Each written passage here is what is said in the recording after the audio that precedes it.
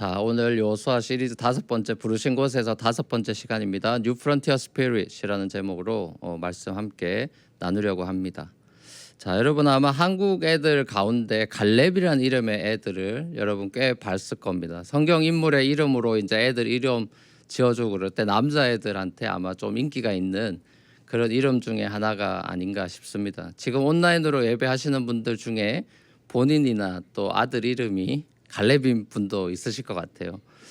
우리에게 너무나 유명한 이 갈렙이라는 인물은 여호수아와 더불어서 신앙의 위인으로 많은 사람들에게 이렇게 닮고 싶은 인물로 여겨지는 그런 인물 같습니다. 특별히 교회 연세 드신 그런 노년의 할아버지 할머니들이 모인 성교의 이름으로도 이 갈렙은 둘째가 하라면 서러운 이름이겠죠. 노년의 나이에도 불구하고 여전히 노익장을 과시하면서 이 산지를 내게 주소서라는 그 유명한 대사를 날린 이 갈렙 할아버지, 권사님들의 마음을 설레게 할 만한 믿음의 용사 갈렙. 혹시 갈렙에 대해서 오늘 우리가 좀 생각해 보려고 합니다. 이 역시나 이 갈렙 하면은 대부분의 사람들이 떠올리는 거는 이 산지를 내게 주소서라는 그 오래된 찬양과 함께 노년의 나이에도 불구하고 패기 있고 진취적인 기상을 발휘하는 이 갈렙의 모습이겠다 싶습니다. 약속의 땅을 클레임하면서 이 거친 땅 헤브론 산지를 정복하러 올라가겠다라는 이 불굴의 의지가 그리고 기상이 높이 평가되어야 되겠지만은 저는 오늘 그 이면에 좀 더 중요한 모습을 하이라이트 해보고 싶습니다. 요즘 우리가 교회적으로 대면 예배도 실내에서 이제 새로운 장소에서 다시 시작하고 가을에 이제 본격적으로 리오픈을 준비하면서 이 여호수아서가 참 시의적절한 주님의 말씀으로 특별히 제겐 들려오는 것 같습니다. 오늘 갈렙 이야기 그리고 다음 주에 보게 될 우리 요셉 이야기가 우리 뉴 프론티어 스피릿에 대한 이야기다 싶어요. 우리 교회가 공동체로서 가져야 될 이 뉴 프론티어 스피릿이 뭔가 이 2주 동안 나누려고 합니다. 말씀을 제가 미리 준비하면서 오늘과 다음 주가 이 뉴 프론티어 스피릿으로 연결이 된다는 거에 제가 말씀을 준비해서 참 놀랐습니다. 우리 공동체에게 주신 하나님의 메시지구나 이걸 느낄 수가 있었습니다.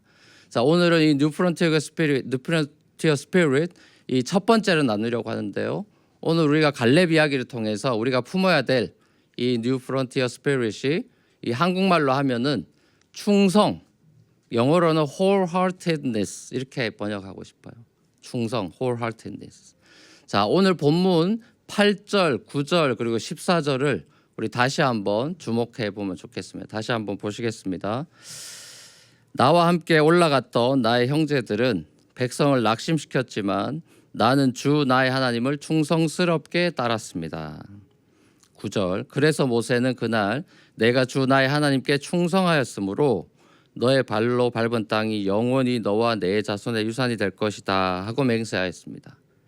그래서 헤브론은 그닛 사람 여분네 아들 갈렙의 유산이 되어 오늘날까지 이른다. 그것은 그가 주 이스라엘 하나님을 충성스럽게 따랐기 때문이다. 자, 보세요. 여호수아서 저자는 갈렙에 대해서 오늘 본문에서 사실상 강조하고 있는 것은 그의 신앙적인 모습이 뭐냐면 바로 충성이라는 거예요. 충성. 갈렙의 패기와 용기보다도 사실상 저자가 강조하고 싶었던 거는 이 갈렙의 충성이었다는 거죠. half-heartedness가 아니라 wholeheartedness라는 거예요. 반쪽 마음이 아니라 온전한 마음으로 하나님을 따랐던 갈렙의 모습을 충성이다 이렇게 우리말 성경은 번역하고 있다라는 거죠. 자, 저는 우리 교회 모든 성도들이 품었으면 좋겠다 바라는 바로 이 뉴 프론티어 스피릿 첫 번째가 바로 이 충성입니다. 충성. 자, 한국에서는 이 충성이라는 단어는 군대 용어죠. 경례할 때 쓰는 단어죠.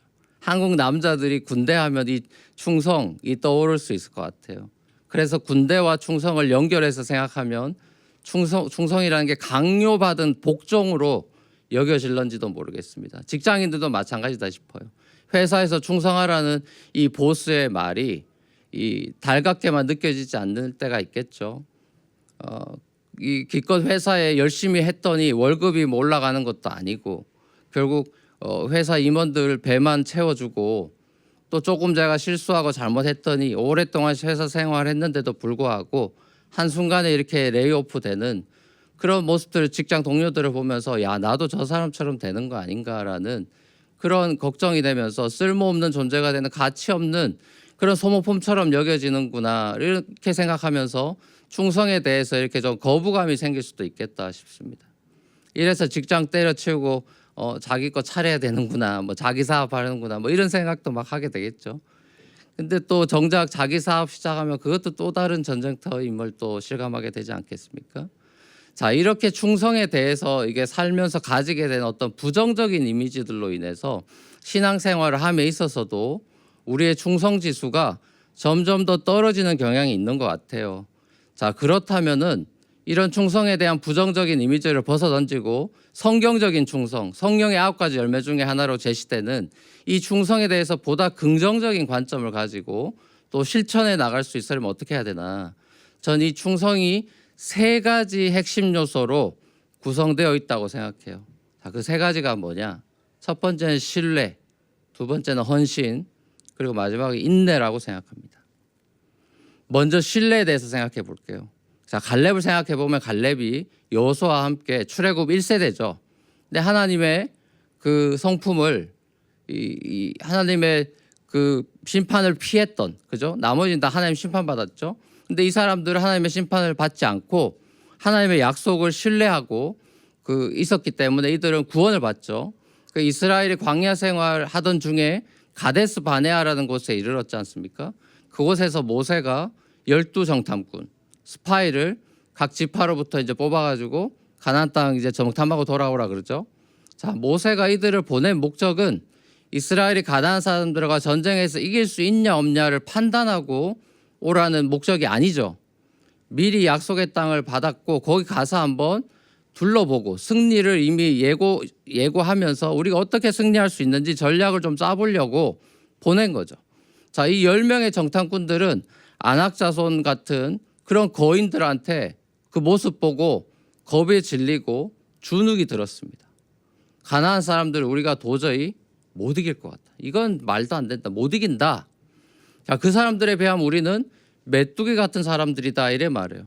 그래서 10명의 정탐꾼들은 가나안 상황에 압도당해 버렸고 하나님의 약속의 말씀에 대한 신뢰를 완전히 상실해 버리고 말았습니다. 자, 결국 하나님의 언약 백성이 지녀야 될 이 충성이라는 것의 첫 번째 요소는 하나님의 약속의 말씀을 신뢰하는, 트러스트하는 것이에요.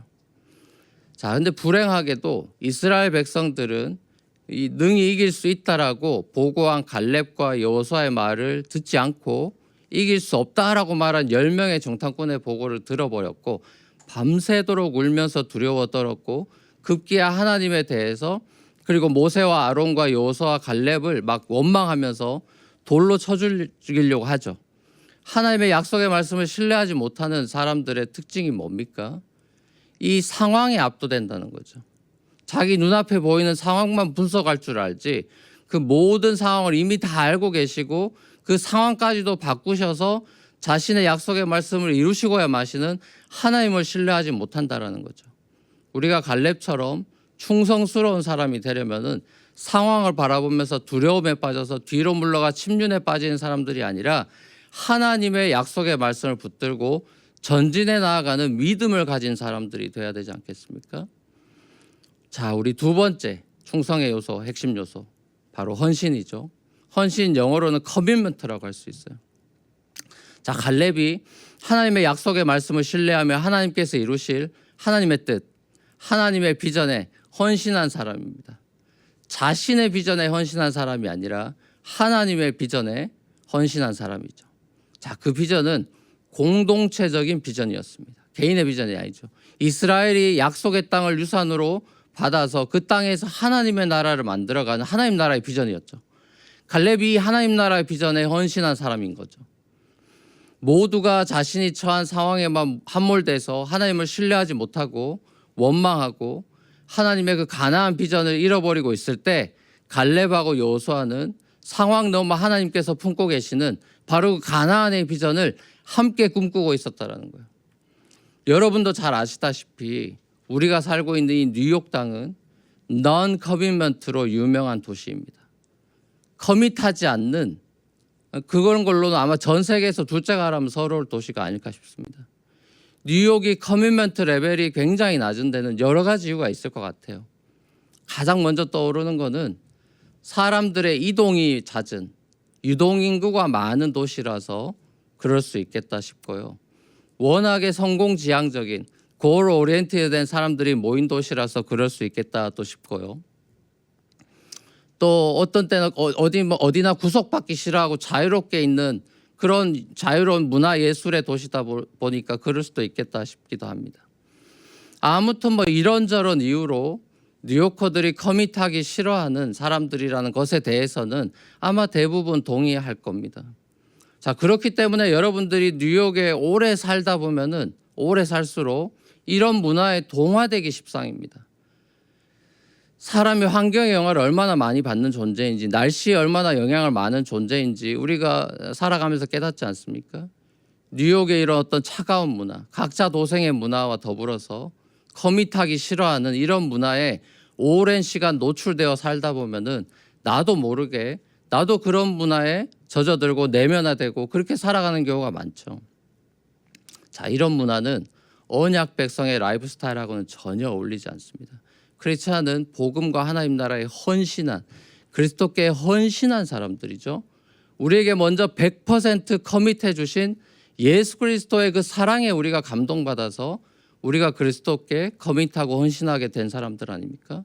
예수 그리스도께서 다시 오실 거라는 그 약속의 말씀을 신뢰하면서 완성된 하나님 나라가 우리 눈앞에 펼쳐질 것을 소망하면서 그리스도께 우리가 헌신한 사람들이죠. 그죠?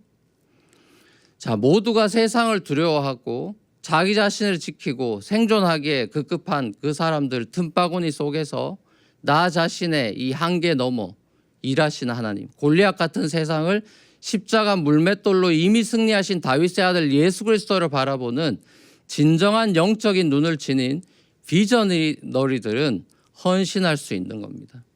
이런 비전을 어떻게 하면 놓치지 않고 살아갈 수 있을까? 매일 기억하고 묵상하는 수밖에 없지 않겠습니까? 매일 말씀을 묵상하고 그 말씀을 내 삶과 내 마음에 내면화시키는, 소위 사화약에서는 그걸 아비투스라고 하는데요. 그걸 습관을 내면화 무의식까지 지배하게 만드는, 그래서 성령님을 내가 의지할 수밖에 없는 그런 존재가 되는 것. 자, 이 비전을 우리는 자꾸만 놓치고 사니까 매일 아침 눈 뜨면 말씀을 묵상하고 기도하고 그렇게 하루를 시작해야 되는 거 아니겠습니까? 자, 마지막 세 번째 이 충성의 요소는 바로 인내입니다. 인내. 자, 사실상 갈렙의 위대함은 헤브론 산지를 차지하는 그 용맹함보다는 45년이나 하나님의 약속의 말씀을 인내하며 기다렸던 그 소위 존버에 있는 것 같습니다. 참고로 존버는 존귀하게 버틴다는 뜻입니다. 자, 갈렙은 인생의 그 중년에 받았던 그 약속의 말씀을 노년까지 품고 모진 세월을 견딘 인내의 사람이었습니다. 하나님께 진심이었던 갈렙이 광야의 모든 그 모진 풍파에도 불구하고 나이가 들어감에 따라 힘없이 늙어간 게 아니라 그는 성숙해 갔죠. 많은 학자들은 갈렙의 이름 뜻을 어원학적으로 도그라고 합니다. 갈렙은 그니스 사람으로 소개되죠. 그래서 원래 유다지파 소속이 아니에요. 이방인이죠. 이방인으로 유다지파에 귀화된 사람임을 알 수 있는데 갈렙의 이름 뜻을 이 어원학적으로는 다르게 보는 견해도 있습니다. 개 말고 갈과 렙의 이게 합성어다 이래 봐요. 저도 여기 동의하는데 이 갈렙의 원래 이름이 저는 따로 있었다 싶고 이스라엘 귀화하면서 이 히브리 이름을 가졌다 싶습니다. 히브리의 뜻은 갈은 그 콜이라는 모든이라는 뜻이고 렙은 레이브라고 하는 이 heart라는 뜻이거든요. 그러니까 그걸 합하면은 모든 마음 이런 뜻이에요. whole heart라는 뜻이 됩니다. 전심으로 충성스럽게 하나님을 따랐던 그 이름에 저는 갈렙이라고 이름을 붙여줬겠다 싶어요. 자, 우리도 갈렙처럼 이 존귀하게 버티는 사람들, 존귀한 하나님의 자녀답게 그리스도께서 다시 오셔서 새하늘과 새 땅을 만들어 주실 때까지 존귀하게 버티는 새 언약 백성들이죠. 제가 아주 최근에 좋은 책을 하나 발견했는데요.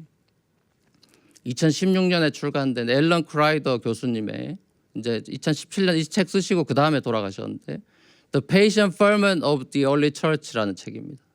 최근에 한국말로도 번역됐어요. 지난달에. 번역된 책 제목은 초대교회와 인내의 발효라는 책입니다.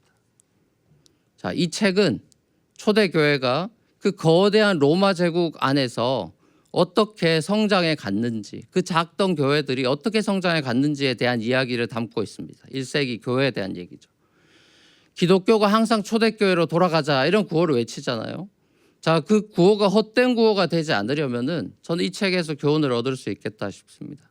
간단하게 말하면은 초대교회는 빠른 성장이나 부흥 자체를 꿈꾼 적이 없고 그저 교회 공동체가 복음을 배우고 익혀서 그 복음을 몸으로 살아내기 위해서 인내하면서 몸부림쳤다.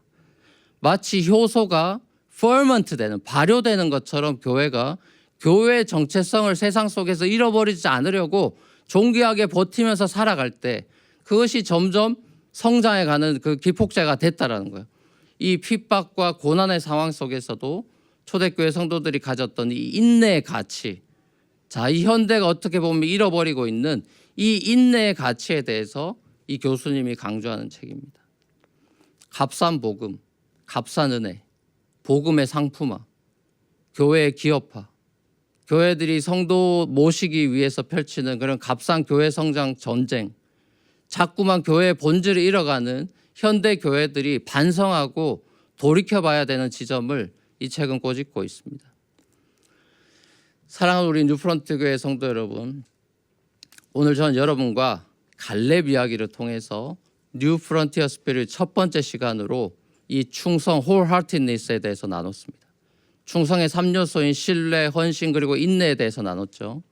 나중에 여러분 시간 되시면 주중에 꼭 다시 한번 한 20분도 안 되는 설교일 텐데 2배속으로 들으십시오. 2배속으로 10분 만에 다시 한번 주중에 한 잊을만 할 때 한 수요일쯤에 목사님 말씀하신 뉴 프론티어 스피릿이 뭐였더라 이렇게 가물가물할 때 다시 한번 10분짜리로 여러분 2배속으로 들으세요.